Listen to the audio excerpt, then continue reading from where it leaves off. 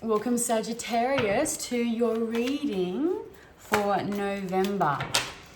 And a big welcome if you're new to my YouTube channel. Thank you so much for watching and joining us. If this resonates, please like and subscribe and give me a thumbs up. If it doesn't resonate, then please be sure to check your moon, your rising, and your Venus sign. Welcome, cross watchers, if you're jumping on to see what's happening with your Saggy friends for November. Big warm welcome to you. Right, so we're going to do a 5-card spread, and I'm going to do a couple of clarifying with a different deck on your outcome card. We will do an advice card for where you should be focusing your energy for the month of November, Sagittarius, and a overall advice card. Okay, so let's have a look and see what is coming up for my beautiful Sagittarian friends. Okay, let's get a central theme for you for the month of November. We have 2 clarifying cards around that 5 of Cups energy, Mars in Scorpio, Sun coming out in Virgo again there, and the Fool card, yay, Uranus energy. We have a driving energy for this reading, Empress, so we've got Venus sitting there, and we've got an outcome card for you, Hierophant. 1, 2, 3 major arcana cards, Sagittarius. Whoa, what a big month November is for you. Okie dokie. So the card sitting at the center of this spread, Sagittarius, 5 of Cups, Mars in Scorpio energy.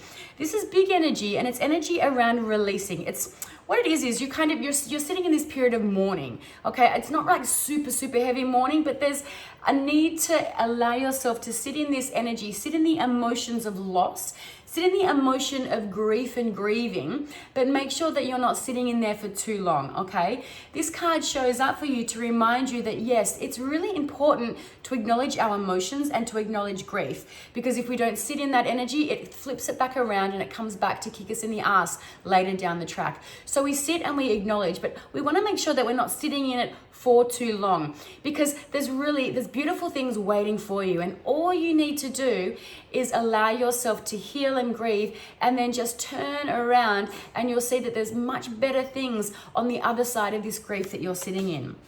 Because your clarifying cards is Sun sitting in Virgo here. This is the card of the apprentice. It's the card of doing things that you like on a daily basis. It's your routines. It's things that are rooted and grounded in practicality, right? It's Virgo energy. Virgo loves routines, and it loves being of service and helping people in a very grounded, practical way. Okay, so this could be around your work. So there may be having to let go of an idea of your work. Maybe you've become redundant. Maybe you've lost your job. Okay, maybe you've lost that sense of things that you used to really love and things that used to give you joy. The Sun sits in here for a reason. This can also be your habit. This can be hobbies. I want to say hobbies, things that you used to love to do, but you haven't done them for ages because life just got in the way. Okay, the Fool's coming through as a clarifier. It's Uranus energy. It's about looking at things in a different way. It's about, letting go of things that weren't working, or what it is. It's about looking at different ways to do different things. It's somebody, kind of looking outside of the square and seeing, look, you know what, that's been done to death. I'm going to look and try and find a different way to do this, because I know that there's a better way that it can be done. Uranus is this beautiful expansion, energy of expansion. It's about being original. It's about not being in a box. It's about looking outside the box and, and not wanting to be the sheep. It's about being the black sheep, right? It's about being kind of really out there in the world in a really unique and different kind of way. So let's have a look at this energy here. And maybe you have put yourself out there, and maybe you have been shunned. Maybe you're feeling the repercussions of that. Maybe it's around, having to let something go, around something that you used to love doing, Sagittarius. What's sitting at the bottom of this spread, so what's driving the energy of this spread, is this Empress card. Okay, it's the energy of the mother. It's fertility. It's growth. It's, she's in her first trimester of pregnancy here. So we're in the process of growing something. We've planted seeds, and we're sitting back and we're watching through our own sense of growth and our own sense of nurturing and giving, we're watching something grow. We're planting it. And I love that this is the driving energy for this whole spread, because it's about planting seeds for growth. And this is sitting at the bottom of the spread. So we're planting that energy through this entire spread. And, you know, this cup's energy, if we look at it, this is sitting in the middle and kind of looking down on this. So maybe we're coming out. Could be also to do with, with stuff to do with the relationships. Or Venus sits in this, and Venus is all about the beautiful things in life. It's the things that bring us joy in a Venetian way. It's the taste, the good food, the good wines. It's the art. It's the music. It's the dance of life. All the things that we find that enrich us in the beauty of life, right? What's at the top and the crown of this spread, Sagittarius, is the Hierophant. Okay, so Taurus sits in this energy.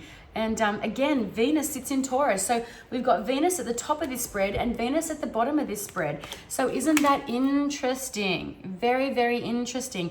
Venus also sits in our 2nd and 7th house of what we value and our relationship energy as well. So maybe we might need to be letting go of something with relationships. And they don't have to be of a sexual nature. It could be relationships around our work. It could be relationships around, people that we hold in our circle, or people that we relate to on a daily basis. But this kind of tells me that things are going to be, this is the spiritual guru, right? This is the Pope of the Tarot. This is needing or looking for enlightenment, either outside of ourselves or within ourselves, okay? Because half the time we are our own guru. We just don't anchor and drop in enough to listen to our own intuition, to listen to our own sense of ourself, right?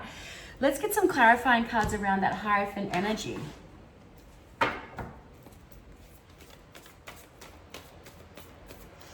Venus at the top and the bottom of this spread. What we value in a tangible way, our money as well. We value money, right? But we also value experiences. What's mine as opposed to what's ours energy.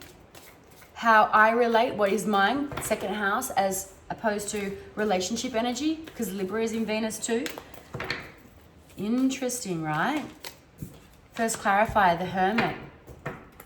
There's Virgo in that energy there. And it's so interesting because, and then the Page of Wands. So with our outcome card, okay, remember what I said about being your own inner guru? Well, this is the Hermit energy right there. So by taking time out, by sitting in solitude, we're able to download, connect into the subconscious, or download the messages from our higher self, from our guides, from our angels, as to what it is we need to heal and move through this central theme here, okay? Page sitting on the other end of that.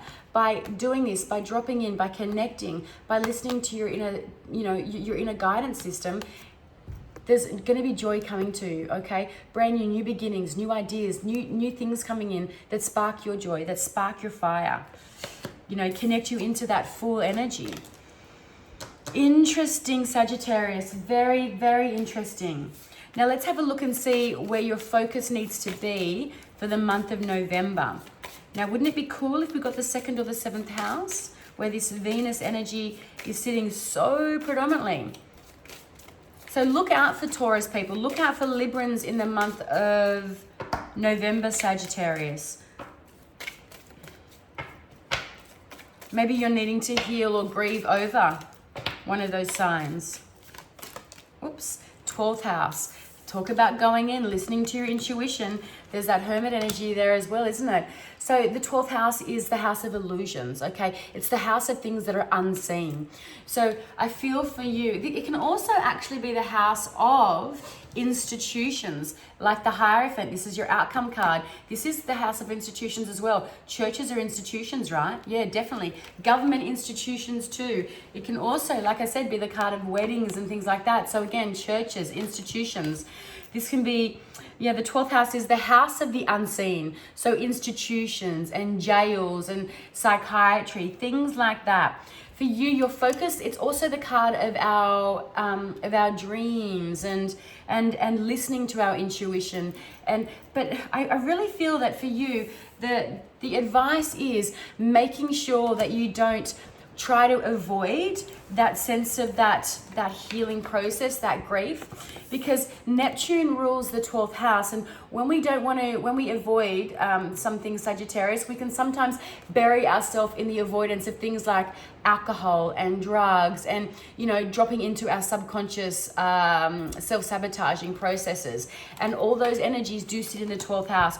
So I really feel that it's kind of really important that you're focusing on your mental health and your physical health, and you're focusing on making sure that you're not sitting too much in the dream world and in your fantasy world and in that Neptunian energy, okay? Notice when self-sabotaging patterns are coming up for you, and that need to want to lose yourself in those patterns, as opposed to getting out there in the world and really facing your emotions and working through them, Sagittarius. Okay, now let's do an advice card for you for November. Advice for Sagittarius, please, for the month of November. Advice for Sagittarius for the month of November.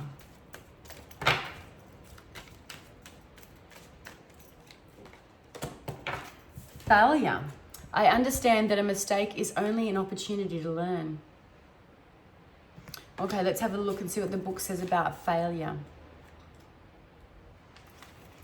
Life on earth is full of experiences. It is our human brain that views outcomes as good or bad.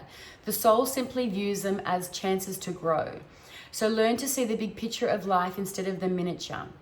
Failure to accomplish a task is merely the opportunity to evolve, and the negative connotation of the word failure can prevent you from trying again.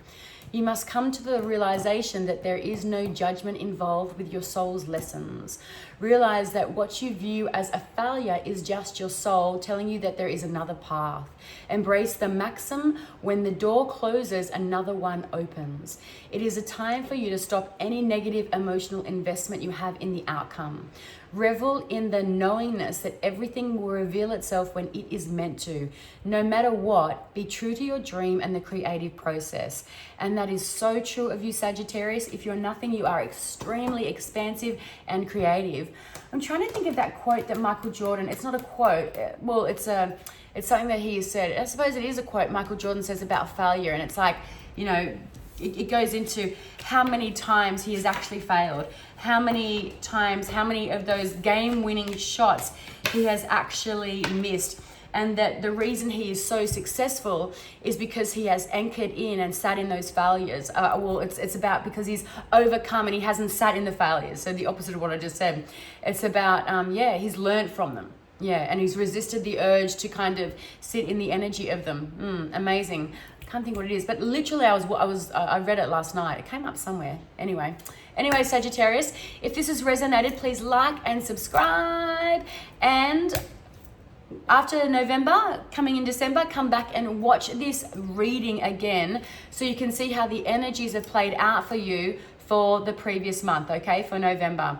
So love and light. Have an amazing rest of the day, an amazing November, and I will catch you guys later.